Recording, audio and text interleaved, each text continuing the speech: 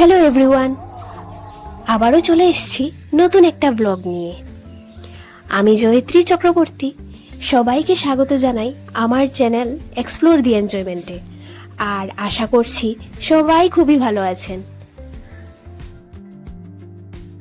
আজ আমি আপনাদের নিয়ে যাচ্ছি কাছাড়ের খুবই ফেমাস ঐতিহাসিক নিদর্শন একটি হিস্টোরিক্যাল প্লেস কাছাড়ি রাজবাড়ি খাসপুরে।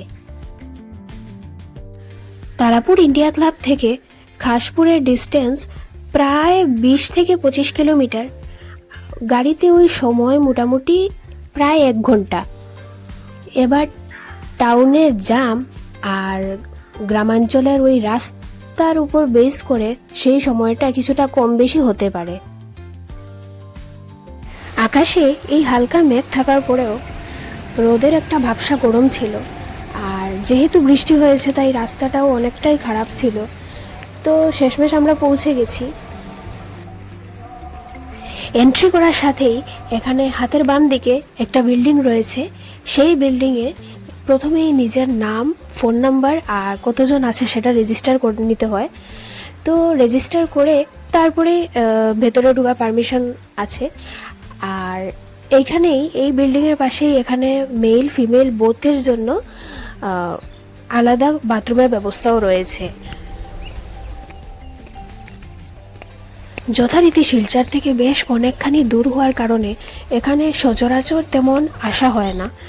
আর আজকে যখন গিয়েছিলাম বৃষ্টির দিন দেখে গিয়েছিলাম, তবে বৃষ্টির জায়গায় এই মেঘলা আর ভ্যাপসা গরমের কারণে যেতে ভেতরে একদমই ইচ্ছে করছিল না। কিন্তু তারপর ভাবলাম যে শেষমেশ এসেই গেছি যখন এত দূর, তাহলে সামনে থেকে গিয়ে দেখে আসি বরং। এই জায়গাটা শুধু দেখার জন্য না, এটা একটা ভীষণ স্পেশাল একটা অনুভব, যেখানে একসময় শাসন করতেন ডিমাসা কাছাড়ি রাজারা। এখন আর সেই রাজকীয়তা নেই, তবে একসময় এই জায়গাটা অনেক গৌরবময় ছিল। আর এখন বর্তমানে ভাঙ্গা দেয়াল, জঙ্গলের মধ্যে ভাঙাচোরা অবস্থায় দাঁড়িয়ে থাকা এই গেটগুলো, এই ধ্বংসাবশেষ, যেটি কোনো মতে ইতিহাসের পাতা এখনো বেঁচে রয়েছে। অনেকখানি হেঁটে আসার পর এখানে সবার প্রথম পড়ে আমাদের বিষ্ণু মন্দির।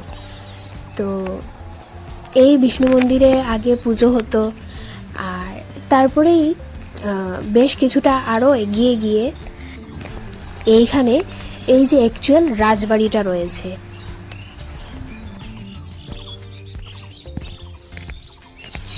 এই রাজবাড়িটা দুতলা, আর এখানে স্কোয়ার শেপে এই ভবনটা বানানো হয়েছে। আর এখানে স্পেশালিটিটা হলো যে এখানে 12টা প্রবেশদ্বার রয়েছে, তাই এইটাকে 12দ্বারিও বলা হয়। এই ভবনটি খুব সম্ভবত 18 শতকের দিকে নির্মিত, আর এখানেই বসত রাজাদের দরবার আর পরিচালিত হতো গোটা পুরোটা রাজ্য। আর এখানেই শিব মন্দির, সূর্য মন্দির আর এই যে নিজস্ব এদের বিষ্ণু মন্দিরও ছিল। লোককথা অনুযায়ী দু রাজ্যের মধ্যে এক রাজকন্যার বিয়ের মাধ্যমে এই অঞ্চলের ইতিহাসে একটা বিরাট পরিবর্তন আসে। আর এরপর থেকেই খাসপুর ডিমাসা কাছাড়ি রাজ্যের একটি গুরুত্বপূর্ণ রাজধানী হয়ে ওঠে। এই নীরবতার সাথে এতটা বড় জায়গায় হাঁটতে হাঁটতে একটা ফিলিং ভীষণ কাজ করছিল যে এই জায়গাটার আরও অনেকটা যত্ন আর সংরক্ষণের দরকার। কারণ এই ভাঙা ইটগুলোই একটা সময়ের গৌরব, রাজ্যের ইতিহাস আর আমাদের শিকড়ের পরিচয়টাও বহন করে যাচ্ছে। আর নিজের পার্সোনাল রিকোয়েস্টে আমি এটাই বলবো যে আমরা নিজেরাও একটু এটার যত্ন নিতেই পারি।